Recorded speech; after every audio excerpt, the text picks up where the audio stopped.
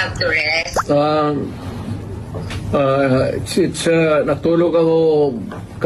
Natulog kami buong araw, ma'am. That's nice to hear. Okay, sir. Unang-una, how are you po? Talagang ang daming gusto magtanong, kumusta po si President Duterte? Sa awa ng Diyos, okay ako. Wala nga. Okay, sir. Hindi na po ako magpapaligoy-ligoy pa, sir. No. Nitong weekend, lalo na kahapon, ang dami hong nagulantang at nagpanik dahil dun sa balita. Ano po ba talaga ang nakarating sa inyo, sir? Meron daw po ba kayo talagang warrant of arrest? Ano po? Alam mo, ma'am, what is circulating in the city of Manila, it's almost the same that's being bruited around dito because of the, communications. Very easy. As a matter of fact, it's almost instant. Ilang segundo lang. So, ang masasabi ko, ma'am, is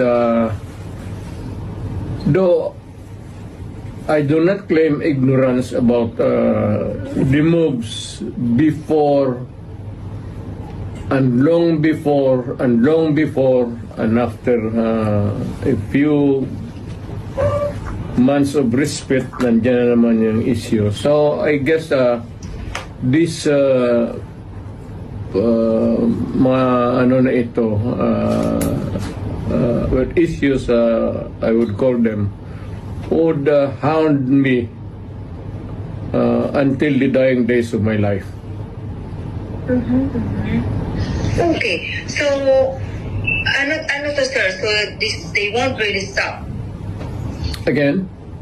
So, talagang hindi sila titigil, sir? No, as I remain, mainly if I remain to be a politician all the year round.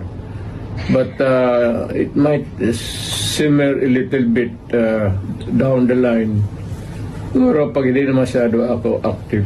But for as long as I am there in the political arena of the Republic of the Philippines, I would be a constant, not really issue, but a good copy for whatever I say or whatever I do, and what happened yesterday and what will happen tomorrow. Alright. Ganon kayo. Sir, okay, sir, does this bother you, sir? Itong mga naglutangang information na meron ng warrant sa inyo? Warrant of arrest? Alam mo, ma'am, sa totoo lang, I have been in politics for almost nearly 30 years. Been mayor, lahat na klaseng issue. Firstly as vice mayor, then congressman, then as president. Hindi ko naman siya nasabi minamaliit ko. Pagyayabang yan eh. But it's almost an day in, day out, month long, year after year.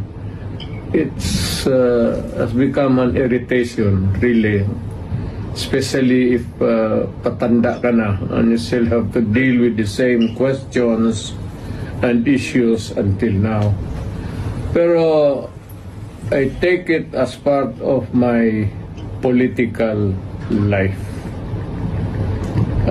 Kasi nandyan ay early on nagpasok ako sa gobyerno as a prosecutor that verily as early as ilang taon lang pumasok na ako sa politika. Okay. Sir, kung sakali nga po na meron at kayo ay pasoman po, will you appear? Again, ma'am. If ever na meron nga po talaga, kung talagang totoo nga itong warrant of arrest ng mga lumutang, kung sakaling meron nga talaga, what's your plan po? Will you appear kung sakaling ipasoman po kayo, sir? I would say that not really appear or non-appearance, but I will deal with the problem directly, frontally. as a lawyer, gagamitin ko na yung pagka-abogado ko. Okay, sir. So, suffice to say that you have been prepared for this po, Mr. President? For the longest time. For the longest time since, as far as I can remember, maaga ako nung ilang years early on, so that to be around siguro, put it lightly, mga first 5 years, first term, second term, nandyan na yan. So, I have learned to deal with the problem directly, frontally, and walang pasikot-sikot. Alright. I have been very frank all these years. Alright. Okay. Sir, aside from this po, sir, meron din pong ifinal sa inyo sa DOJ na inciting to sedition. Unang-una, what's your take on this po, sir, na kayo po ay napailan ng ganito, sir? Is it the sedition ngayon? That's different, sir. Sir, from ICC, sir, meron din po, di ba, sir, may pinal din po sa inyo na inciting sa DOJ? Inciting to sedition? Wala akong alam yan. Ngayon lang. Alam ko na may plano na idemanda ako, pero specifics, ngayon ko lang nalaman. Yun sa ICC, matagal na yun. Whatever course it might turn to, I am ready for it.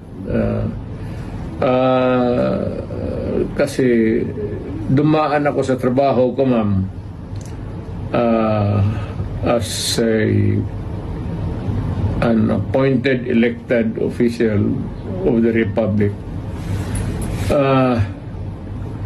I do not there no excuses to give. I offer no apology. I did what I did because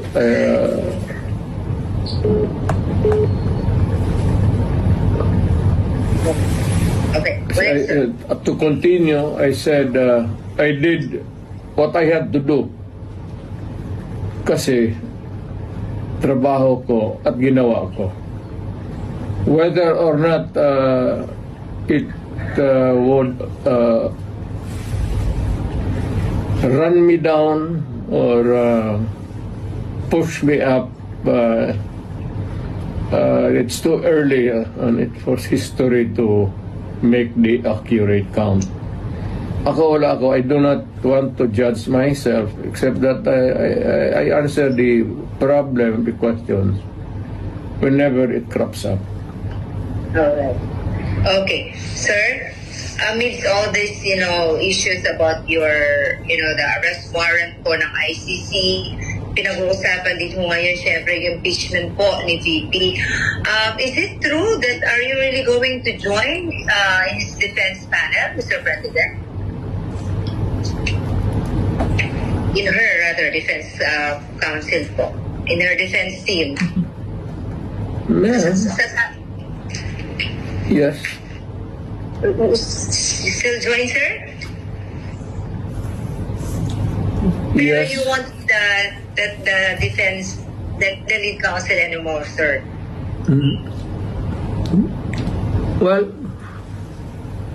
I will deal with the multiple problems as they come along, and there will be a lot of them.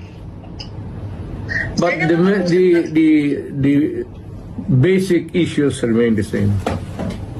Alright. Sir, nakapag-usap na po kayo ni VP? She was beside me a few minutes ago, after dinner. Alright, that's good to hear you had dinner together. Sir, ano pong pinayo niyo sa kanya, sir? If there's any po. Na pag nawala ako sa political scene, either natanggal ako o namatay ako or whatever, for any reason, sabi ko sa kanya, hiningi ko na sa Pilipinas na tulungan ka pagdating ng panahon mo. At tumakbo ka ng presidente. At continue. Hindi ko hinarang yan, ma'am. Ngayon na lang. Of late. Because I think I'm pretty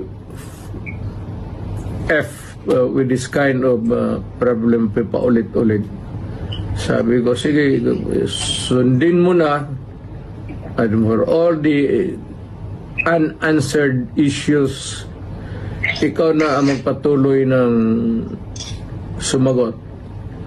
At kung mapresidente ka man, sundin mo lang yung style ko at okay ka. Huwag kang matakot, sabi ko, makulong ka. So did you say sundin ang style mo? Oo. Anong particularly, sir, ang style ni PRRD ang gusto niyo makuha po ni VP Sara para okay talaga? You cannot